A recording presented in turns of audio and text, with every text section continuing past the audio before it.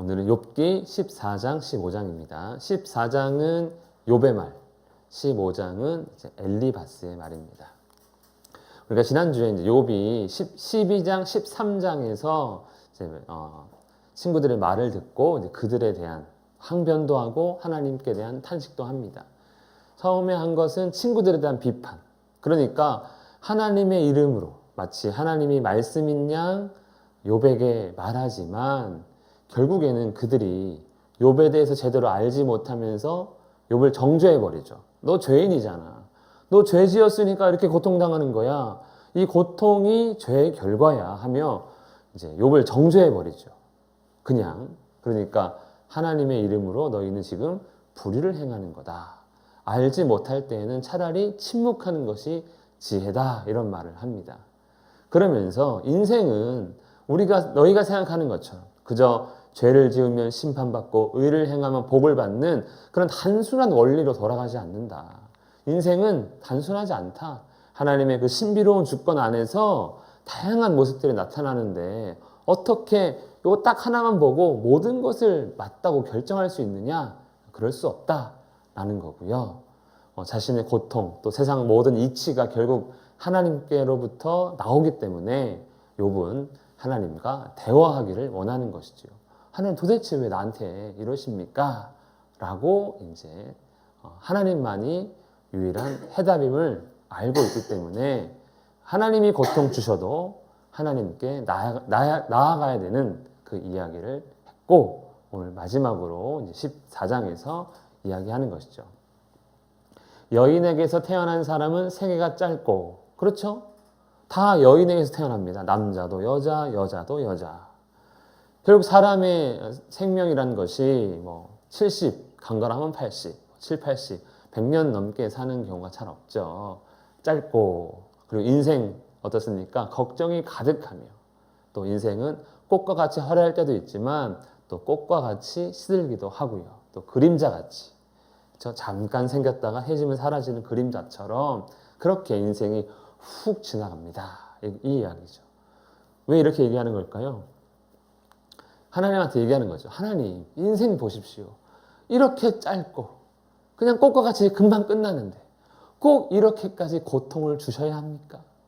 맞잖아요. 하나님 기왕 나를 창조하시고 그렇게 귀하다 하시는데 인생 그렇게 귀한 인생이 짧지 않습니까? 그런 짧은 인생에게 굳이 이렇게 눈여겨보시면서 고통을 주셔야 되겠습니까? 그렇게 이제 탄식을 하는 것이죠. 하나님, 인생 좀 불쌍히 여겨 주십시오. 라는 겁니다. 원래 인생이란 본래의 모습을 욥도 잘 알고 있습니다. 친구들도 인생은 의롭지 않다. 죄악 가운데 있는 거다라고 하는데 욥은 그걸 부정하진 않아요. 누가 깨끗한 것을 더러운 것 가운데서 낼 수 있겠나이까. 즉 분명 내가 사람으로서 인생으로서 부족합니다. 어떻게 내가 완벽할 수 있겠습니까? 그러한 가운데 하나님께서 인생을 정하셨고 사람의 날수를 정하시죠. 그리고 그 이상도 그 이하도 할 수 없도록 딱 정하시지 않았습니까? 어떻게 할 수 없는 것 잘 알고 계시지 않습니까? 그러니까 뭐라는 겁니까? 좀 혼자 놔둬주세요. 이 고통 가운데서 조금 자유를 주세요. 어떻게 해요? 품꾼같이 그의 날을 마칠 때까지. 그러니까 품꾼한테 일을 맡기면 주인이 일일이 쫓아다니면서 간섭하지 않잖아요. 물론 그런 주인도 있지만 딱 맡기면 끝날 때까지 품꾼이 이렇게 하는 것처럼 그냥 나를 좀 홀로 놔둬주세요. 이렇게 욥이 자신의 고통을 이렇게 표현하고 있습니다. 원래 인간의 이런 모습은 우리가 다 인정하거든요. 어떻게 인정 안 할 수가 있습니까? 욥도 인정하지요. 하지만 자기가 죄를 지어서 정말 이렇게 당하는 것입니까? 아니면 다른 이유가 있는 것입니까? 하고 욥은 알고 싶은 겁니다. 그렇지 않습니까? 우리가 힘든 시간들을 돌이켜 볼 때 아니면 혹은 힘든 시간을 당할 때 그 이유를 알면 얼마나 좋겠습니까? 가령 죄 때문에 고통당한다. 그러면 내가 속히 회개하고 이제 진짜 죄를 지으면 안 되겠구나. 이렇게 이제 결심할 수도 있는데 그리고 다른 이유 때문에 고통당한다면 하나님이 이러한 뜻이 있어서 이렇게 하시는 거니까 내가 견뎌야 되겠다. 뭐 이렇게 할 수 있는데 그걸 모르니까 우리가 고통 당했다가도 뭐 죄인지 뭔지 모르니까 또 똑같은 일을 반복할 때도 있지 않습니까? 그거 다 아는데 그럼에도 불구하고 욥은 이 고통에서 조금은 해방되기를 원합니다. 나무는 희망이 있대요. 어떤 희망인가? 나무가 희망이 있다는 걸 우리 처음 들어보죠. 찍힐지라도 다시 우미 나고 가지가 난다는 거예요. 나무 그렇죠. 밑둥을 탁 잘라내도 거기서 가지가 올라옵니다. 거기서 또 자라나요. 그 뿌리가 땅에서 늙고 줄기가 흙에서 죽을지라도 다시 물을 부어주면 또 난다는 거예요. 그러니까 나무는 희망이 있지 않습니까? 근데 인생, 사람은 어떻습니까? 장정이라도 우리가 인생 가운데 가장 강할 때, 가장 건강할 때가 우리가 소위 장정일 때인데, 그러니까 청장년기잖아요. 뭐 굳이 따지면 30대, 20, 30대인데 그럴 때라도 죽으면 끝이라는 거예요. 아무리 강한 때라도 치면 나무와 같지 않다는 거예요. 끝이라는 거예요. 끝. 이게 얼마나 씁쓸합니까, 인생은. 나무는 이런데 인생은 이렇지 않습니까, 하나님. 이런 인생을 꼭 그렇게 치셔야 되겠습니까? 우리는 나무가 아니잖아요. 이렇게 소망이 없다는 거예요. 소망이 없는 하나님이 치시면 우리를 고통과 죽음으로 인도하시면 끝 아닙니까? 좀 이제 나를 좀 놔 주시옵소서 이렇게 이야기하고 있습니다. 인생이 숨을 거두면 그가 어디 있느냐? 어디 있냐는 거예요. 그냥 끝이잖아요. 끝. 어디 안 가잖아요. 물론 이제 성경적으로 볼 때는 이제 지옥에 가든 천국에 가든 할 겁니다. 하지만 이제 현실 속에서는 끝이죠. 그렇죠? 우리가 장례식장 가면 끝인 겁니다. 끝. 인생은 끝입니다. 끝. 그 이후는 또 다른 문제입니다. 그래서 욥이요 얼마나 고통스럽냐면 주는 나를 수월에 감추시며, 즉 이 죽음이 차라리 은신처가 되었으면 좋겠습니다. 그러니까 이 고통을 피할 수 있는 피난처로 이 죽음을 찾고 있다는 거예요. 너무 힘드니까. 저도 예전에 이제 다쳤을 때 이제 어디를 제일 가고 싶냐면 침대에 이제 입원해 있는 상태인데 어디를 제일 가고 싶냐면 죽는 거는 그 다음이고 수술실에 제일 들어가고 싶어요. 수술을 안 해줘요. 내가 뼈가 다 부러지니까 뼈가 다치면 몸이 붓잖아요. 붓기가 안 빠지니까 이 인간들이 나를 입원실에 방치해 놓고 이렇게 튜브를 꽂잖아요. 이제 그 피와 뭐 물 빠지라고. 그럼 이제 빠져야 수술을 한다는 거예요. 그러면 나의 팔을 보면서 안 빠져. 붓기가 안 빠져요. 한 일주일 동안은요. 그냥 있는 거예요. 내가 이 보면서 그냥 다 붓겠다 내가 보기에. 너무 날 방치하는 것 같아. 수술실에 원래 제일 들어가기 싫은 장소가 돼야 되는데 오죽하면 그런 마음들이 있더라고요. 욥은요 자기가 안 죽는 거예요. 고통스러우니까. 고통스러운데. 그러니까 차라리 죽음이 나의 피난처야. 빨리 죽고 싶다. 이렇게 되는 거예요. 그러면서 딱 죽은 다음에 뭘 기대합니까? 죽음에서 풀려나기를 기다리겠나이다. 이게 어떤 거냐면 내가 죽음 가운데 있다가 하나님께서 나를 불러주시기를 내가 좀 기다리겠습니다. 너무 고통스러우니까 차라리 죽을 때는 하나님이 안 건들 거 아니에요. 육체적으로는. 그리고 나서 좀 불러주시면 네 하고 내가 대답하겠습니다. 이렇게 이제 이야기를 할 정도로 지금 너무 힘든 상태가 이제 바로 욥이죠. 욥. 내가 죽음 가운데 있을 때 주께서 나를 부르시면 나는 대답하겠습니다. 그때 주님 어떻게 하라는 겁니까? 주는 내 허물을 주머니에 봉하시고. 그러니까 욥이 지금 이제 이런 생각도 하는 거예요. 내가 죄 짓지 않았지만 혹시 내가 정말 하나님은 나의 이 죄, 인간의 이 부족함, 연약함 때문에 나를 고통스럽게 하시는 건가? 근데 내가 죽으면은 용서해 주시겠지? 그때 죽음에서 나를 부르실 그때에는 나의 죄가 있다면, 내 죄로 인함이라면 이제 그 죄는 주머니에 넣어놓고 꺼내지 말아 주시옵소서. 내 죄악을 이렇게 상처 싸매는 게 아니고 아예 우리 물건 이렇게 감춰놓듯이 꽁꽁 좀 싸매 주십시오. 죄로 인해 이제 나를 쳐다보지 마시고 나를 이제 불쌍하게 여겨주십시오 하고 지금 하나님께 이야기하고 있죠. 욥이 참 지금 엄청 고통스러운 상태입니다. 오죽하면 죽음을 피난처 삼아서 하나님의 부르심을 기다리고 싶다고 이렇게 이야기하겠습니까? 고통이라는 것이 참 이렇게 무서운 것 같아요. 참 우리를 힘들게 하고 분명합니다. 우리도 그 신앙생활을 할 때 고통의 문제가 탁 만나게 되면 제일 먼저 무슨 생각합니까? 하나님 믿으니까 이렇게 된 것 같아. 하나님이 전지전능하고 다 아시는데 어떻게 나한테 이럴 수 있느냐는 거예요. 고통이 괴로운 건 고통 자체도 괴롭지만 그 고통을 당하게 하시는 하나님도 괴로운 거죠. 지금 욥이 지금 딱 그겁니다. 이유를 모르니까 답답한 것이죠. 그래서 욥이 이렇게 하나님 앞에 내가 죽음을 은신처로 삼고 싶다 해도 일단 지금 자기 현실을 이제 마지막에 또 이야기하는 거예요. 무너지는 산은 반드시 흩어지고, 그러니까 하나님께서 그렇게 한다는 거죠.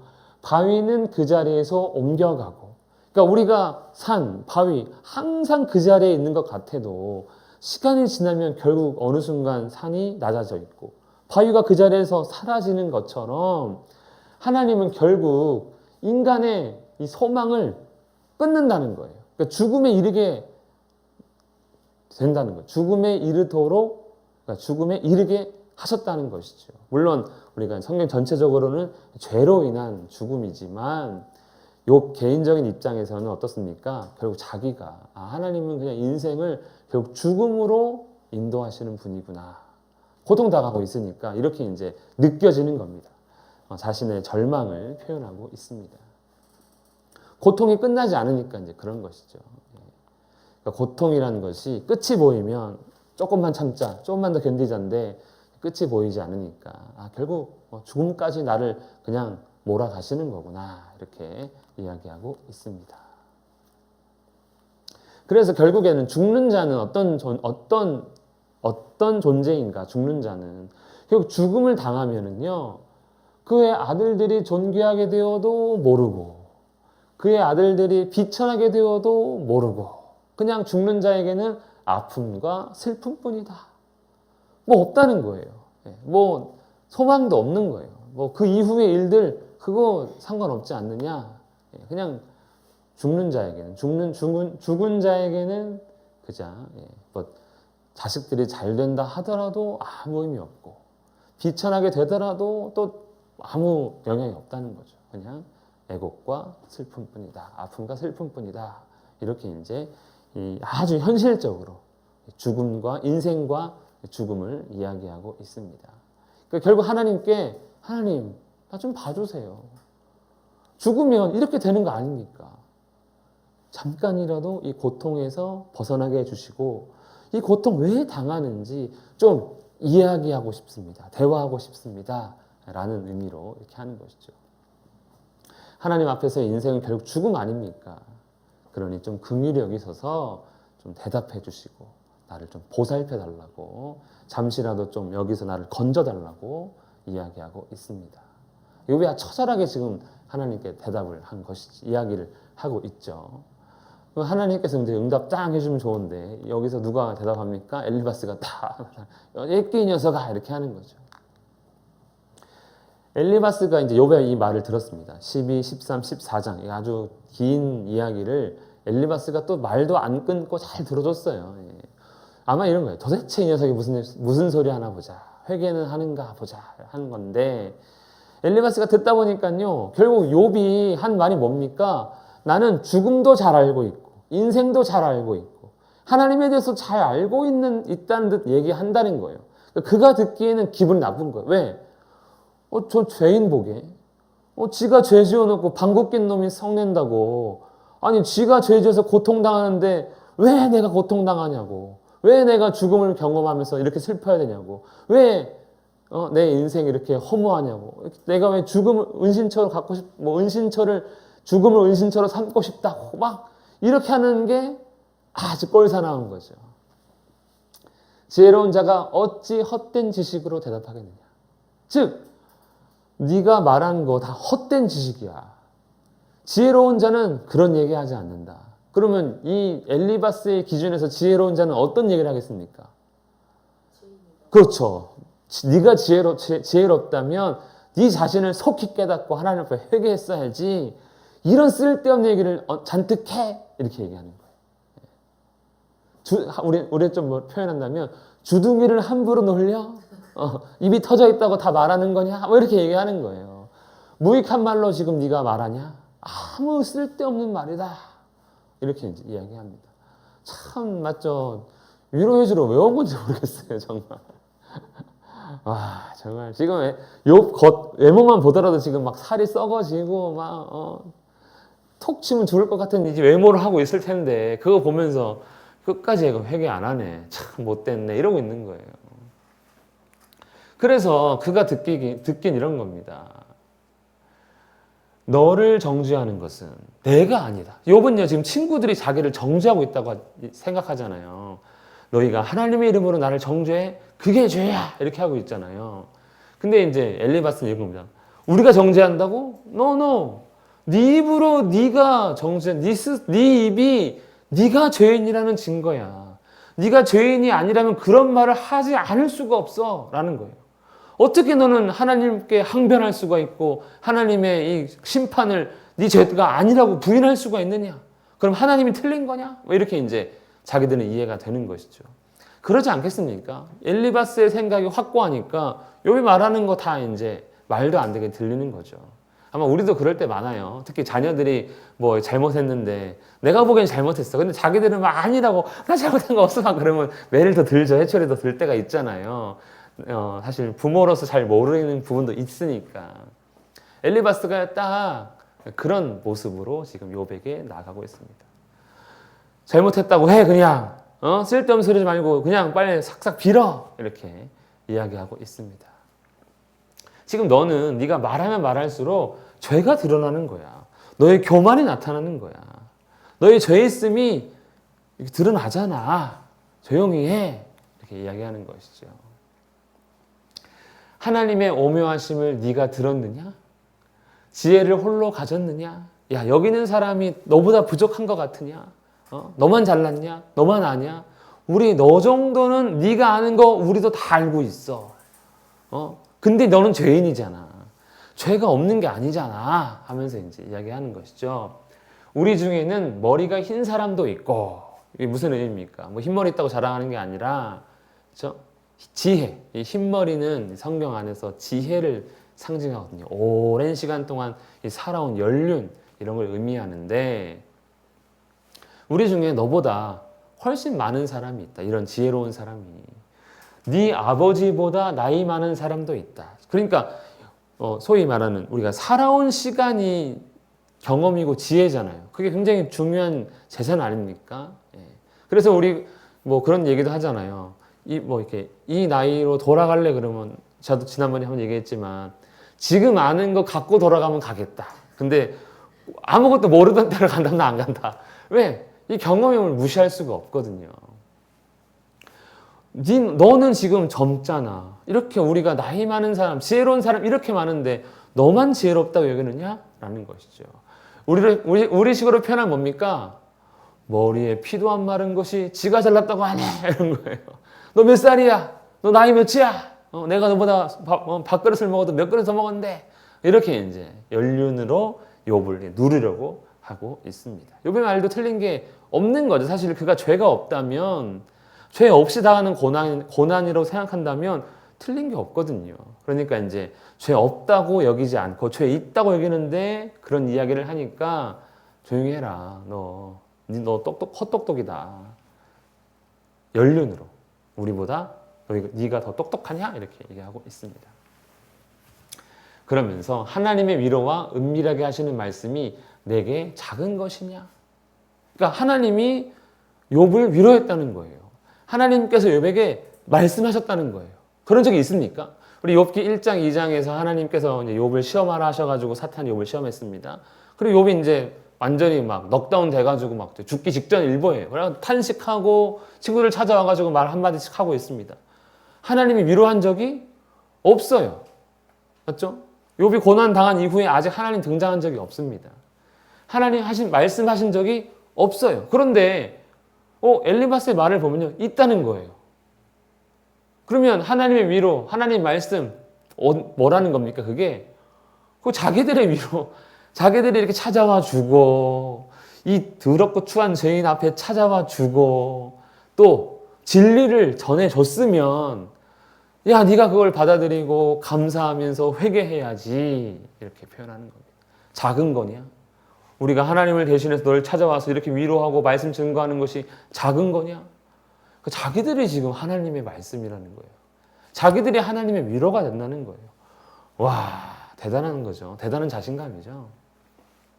우리가 알고 있으니까 이렇게 표현하는데 사실 우리가 아무것도 모르고 욥 본다면 우리도 이렇게 할 수도 있습니다. 욥이 이제 어떻게 반응했습니까? 여기 보면 어찌하여 내 마음에 불만스러워하며, 그렇죠? 욥이 지금 아주 불만이 가득하죠.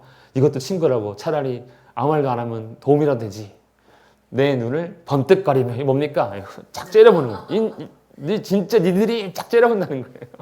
아마 욥이 그럴 것 같아요. 이것들이 와가지고 막 째려본 것 같아요. 그리고 하나님께 분노하며 어떻게 네 입을 놀리느냐. 그러니까 지금 친구들이 보기에 욥 상태가 굉장히 불량스러운 겁니다. 어찌 사람이 깨끗하겠습니까? 너 계속 네가 무죄하다고 주장하는데 사람이 그럴 수 있느냐? 없다. 맞죠? 없죠. 그건 사실입니다.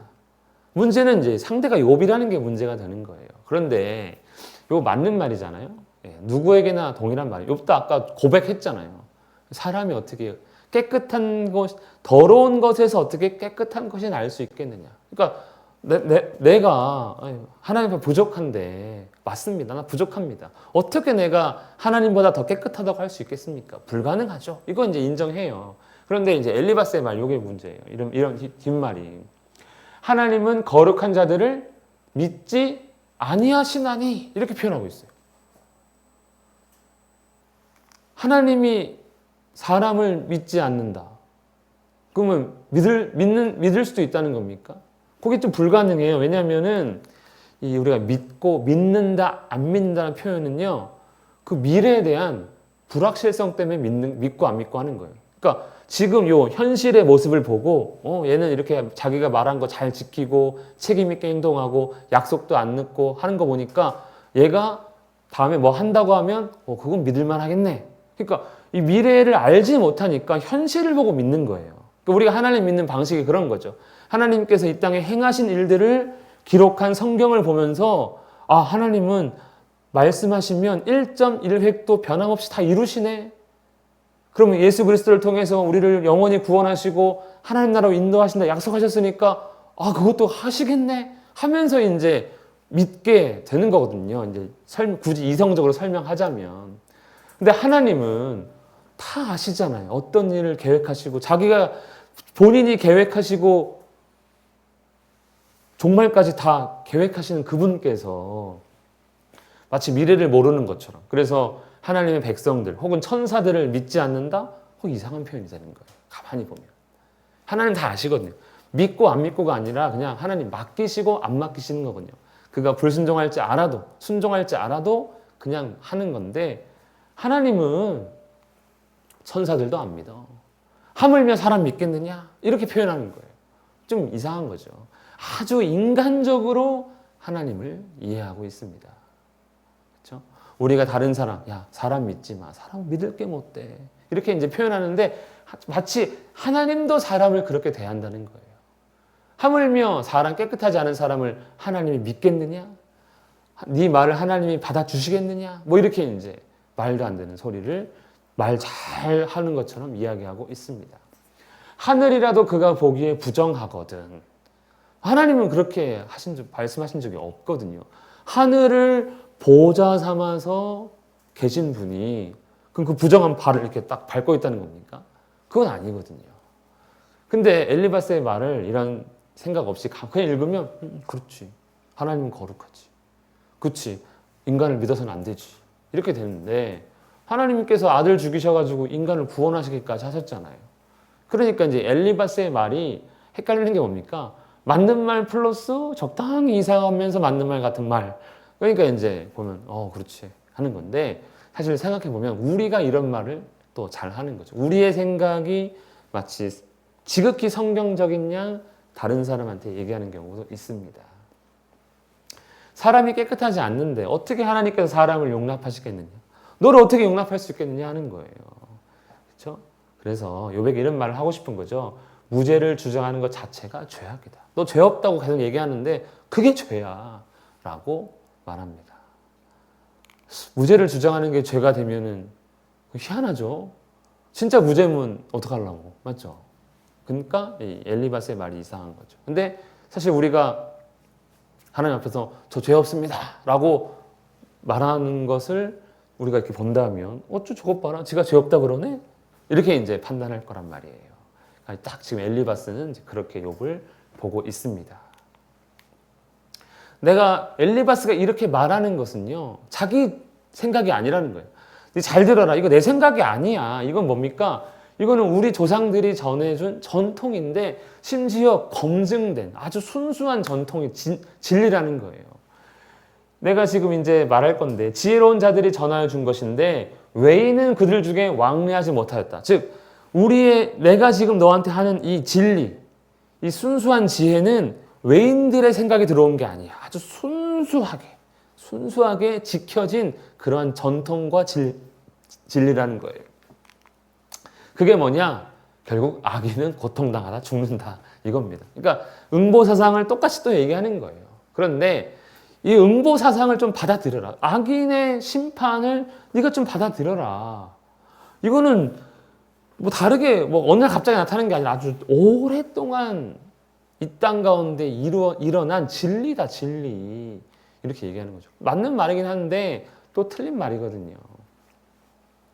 욥이 그랬잖아요. 현실을 봐라. 악인의 형통. 이렇게 이제 하니까 거기에 대해서 이제 반박을 하고 싶은 겁니다. 악인은 그의 일생에 고통을 당하며. 악인은 고통 당합니까?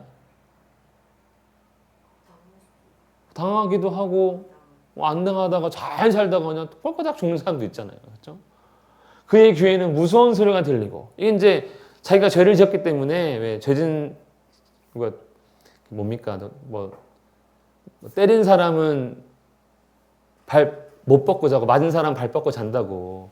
죄 지으면 무서운 게 있는 거죠. 자기 모르게 죄책감 같은 게.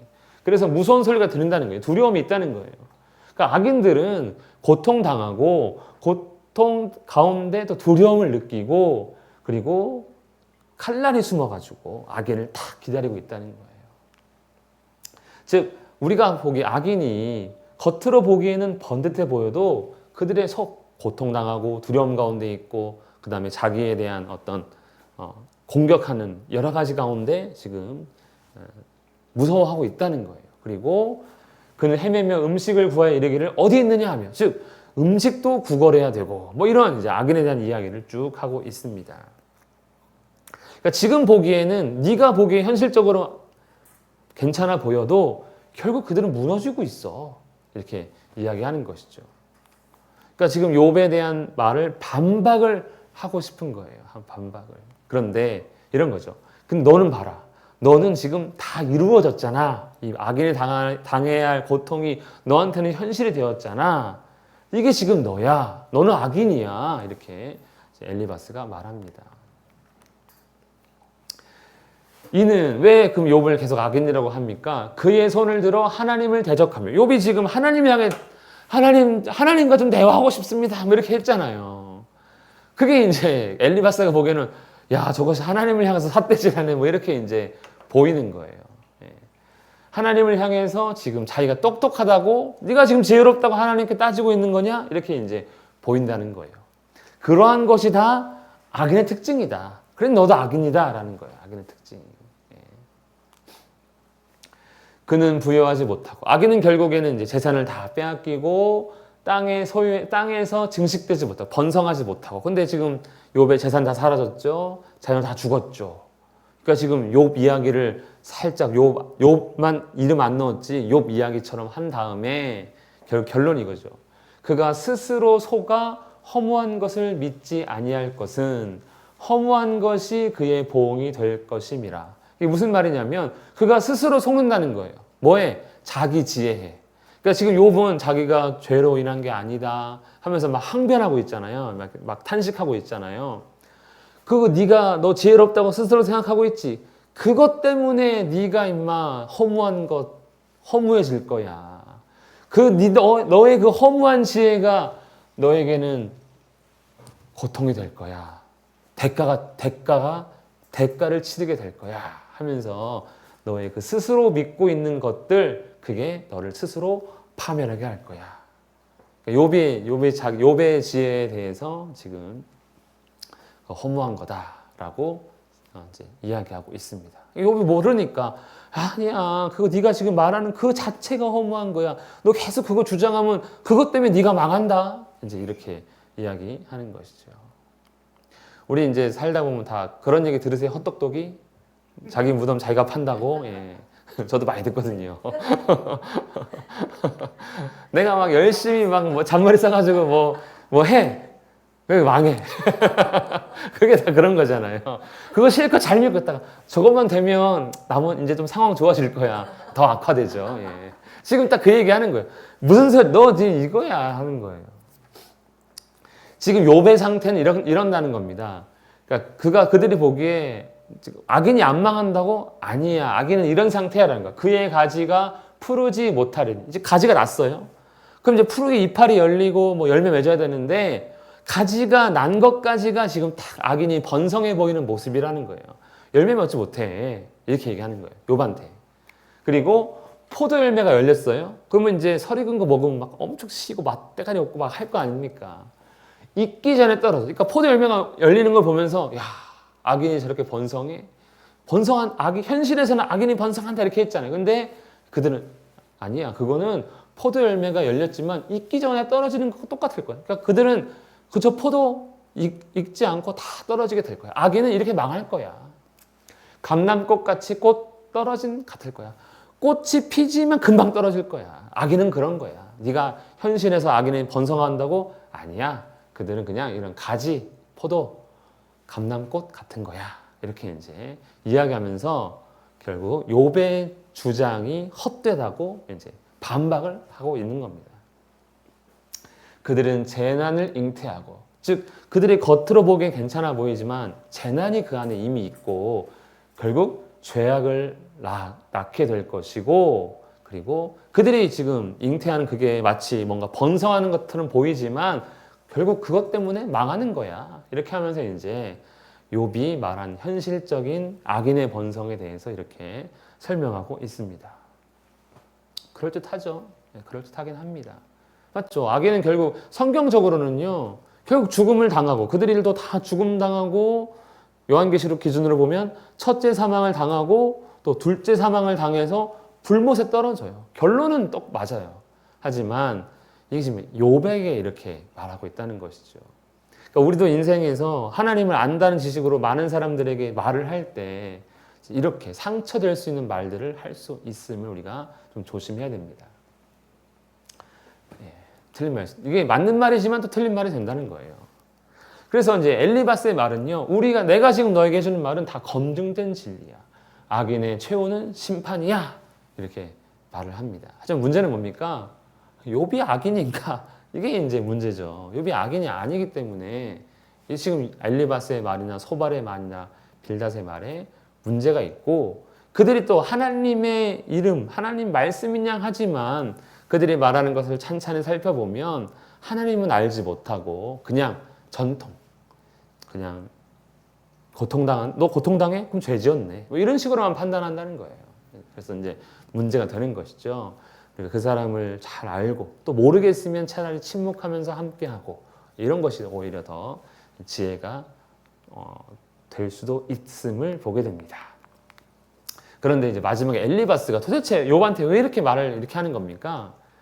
문제는 이거예요. 욥이 하나님께 계속 질문한다는 거예요. 하나님께 계속 질문한다.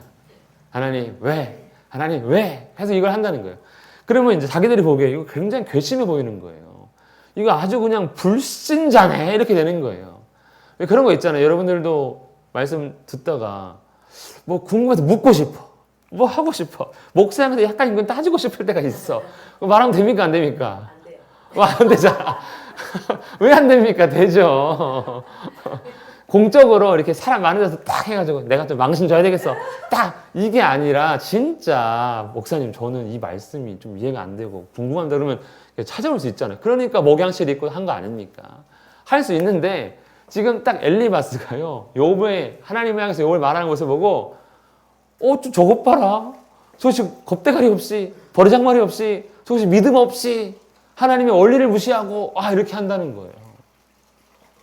그러니까 욥이 이렇게 탄식하지 않고 하나님한테 얘기하지 않았으면 엘리바스 이렇게 말 안 했을 거예요. 그래서 우리는 오늘 제가 결론은 이겁니다. 하나님께 물어도 되는가? 물을 수 있는가? 어떻습니까? 물을 수 있습니까? 물을 수 있어요. 이건 제 경험이기도 해요. 제가 막 다치고 진짜 이렇게 고개를 들고 기도하면 이렇게 하면은 고개가 아프잖아요. 제가 얼마나 교만하냐면 누워서 말하면 고개가 안 아프거든요. 하늘을 보고 그냥 하늘 바라보면서 그럴 때도 있었고, 그리고 또 제가 한 번씩 설교 때 얘기했지만 하나님 도대체 은혜란 무엇입니까? 이런 기도를 해요. 좀 알려달라고. 왜냐하면 막 사람들이 은혜 받았단 말 많이 하잖아요. 그런데 그때 제가 보기에는 그 은혜가 유통기한이 우유보다 짧아요. 은혜 받았다고 하는데 어느 순간 뭐 똑같이 못 돼. 똑같이 행동하고 있는 거예요. 변하는 게 없는 거예요. 그러니까 초신자인 제가 보기에 도대체 은혜가 뭘까? 근데 사람들한테 물어보면 선물이래. 그치? 그런 거는 다 나오죠. 검색하면 나오죠. 근데 나는 정말 은혜가 뭔지 궁금한 거예요. 그러니까 다른 사람들이 잘 안 가르쳐 주니까 하나님 은혜가 뭡니까? 뭐 이렇게 해요. 그리고 또 그런 기도도 했어요. 다 아신다면서요. 제가 꼭 기도해야 돼요? 왜 이렇게 이제. 그리고 이제 교회를 다니면 어린 나이에 교회를 그때 처음 가고 이제 뭐 몇 년 다녔지만 교회를 간다 하지만 뭐 저로 인해 상처받은 분들도 있겠지만 참 상처 많이 받은 것 같아요. 교인들한테. 뭐 청년들이 됐든 집사님들이 됐든 누가 됐든 참 심지어 사역자가 됐든 내가 이런 생각했어요. 내가 상처받으려고 교회 가나? 그래서 하나님 이렇게 기도하는 거예요. 하나님 잘 믿으면 됐지. 교회를 왜 가야 됩니까? 그래서 요즘 무교회주의가 있잖아요. 교회 안 가고 그냥 자기들만 잘 믿으면 된다고. 그런 기도를 한 거예요, 제가. 이런 류의 기도를 몇 개 더 했습니다. 다 얘기하면 너무 많으니까. 근데요, 이게 하나님 보시기에 아주 불경한 놈이 아닌 것 같아요. 왜냐하면 어느 날 제가 교회를 섬기면서 또 기도하면서 또 소위 은혜를 경험하면서 은혜가 이거구나. 기도는 이래서 기도해야 되는 거구나. 교회는 다녀야 되는 거구나. 교회로 이렇게 모여야 되는 거구나. 그거를 딱 알게 해주시는 거예요. 근데 재밌는 건 딱 아는 순간 그때 기도한 거 응답인 것 같아. 같이 딱 생각이 들어요. 물을 수 있습니다. 걱정하지 마시고 번개 안 내립니다. 빵! 안 합니다. 직업하나? 빵! 안 합니다.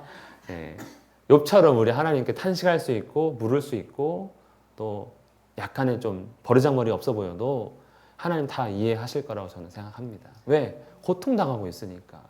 근데 그걸 갖고 네가 그러면 되겠어. 이 엘리바스 같은 태도는요. 사실 굉장히 위험한 거죠. 그래서 우리도 엘리바스처럼 하는 건 조심하고 또 욥처럼 우리가 좀 힘들거나 답답할 때 하나님께 물을 수 있는 그런 믿음.